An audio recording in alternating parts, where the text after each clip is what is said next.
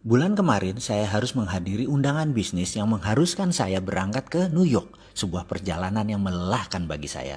Mengingat Jakarta New York ditempuh bisa 24 jam. Dan saya malas membayangkan duduk dalam pesawat selama 24 jam tersebut. Gara-gara perjalanan tersebut saya jadi keinget pertemuan terakhir dengan senior saya di kampus dulu yang bekerja di New York University sebelum pindah ke Yale University di tahun 2003, yaitu Profesor John Barr, di mana saya waktu itu diundang sebagai salah satu responden salah satu riset yang dia lakukan. Sebagai seorang guru besar psikologi, di sana John dikenal dengan sebuah eksperimen yang bernama Barr-Holloway Teori. Karyanya demikian terkenal dan saya sangat bangga menjadi juniornya yang dipercaya untuk ikut di salah satu riset tersebut. Karyanya itu juga ditulis oleh Malcolm Gladwell dalam buku Blink sehingga menjadi terkenal ke seluruh dunia. Risetnya ini sederhana, yaitu menguji kekuatan kata-kata yang berefek pada tubuh manusia. Dalam riset Barr, dia bereksperimen terhadap 40 mahasiswa yang telah bersedia melakukan hal yang diperintahkannya untuk mengulang dan berkata-kata pada diri sendiri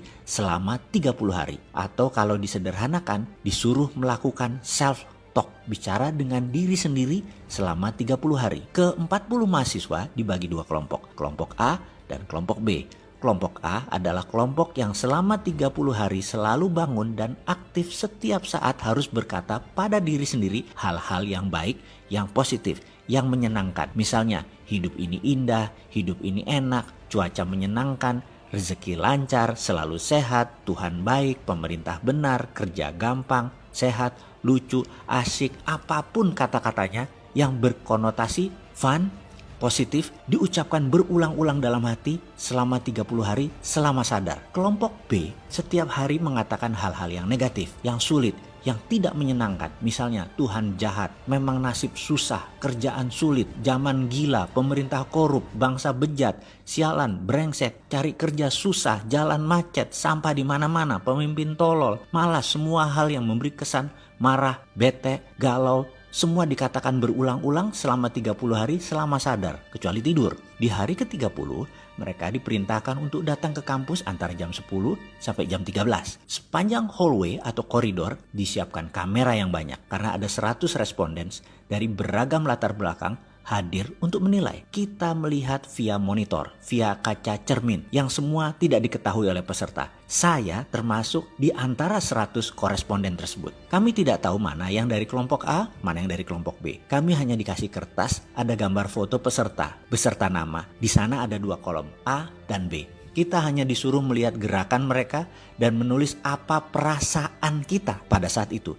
Kira-kira mereka dari kelompok A dicontreng A. Kalau dari kelompok B, ya B. Sangat sederhana kan? Selama 3 jam, kami berseratus menilai setiap mahasiswa yang jalan melalui koridor panjang tersebut. Setelah selesai, kertas direview dikumpulkan dan kami lunch. Selesai lunch, 100 jawaban kami disorotkan ke layar LCD proyektor. Apa yang terjadi? Kami berseratus tepat menebak 40 peserta tersebut mana yang A dan B dengan ketepatan 95%. Kami semua kaget. Namun kalau dipikir-pikir, ekspresi atau aura atau citra diri mereka demikian jelas terbaca, cetok. Kekumuhan pancaran wajah peserta demikian jelas tergambar. Padahal ia pada saat itu menggunakan 3-piece suit yang rapih, jas 3 lapis, sangat perlente. Kesuraman terpancar walaupun dia pakaian rapih.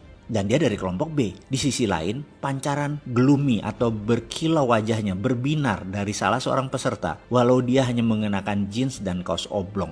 Demikian jelas terlihat sehingga mudah mengkonfirm bahwa dia dari kelompok A.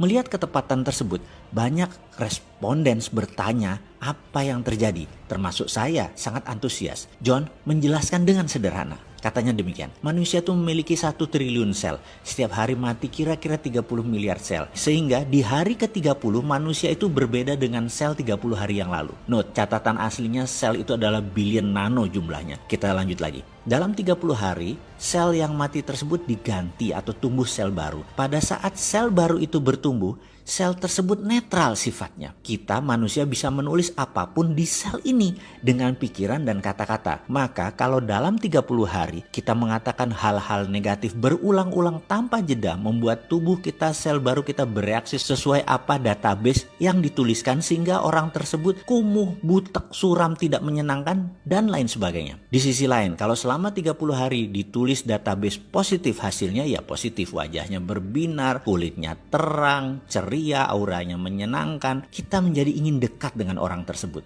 Demikian John menceritakan versi simpelnya.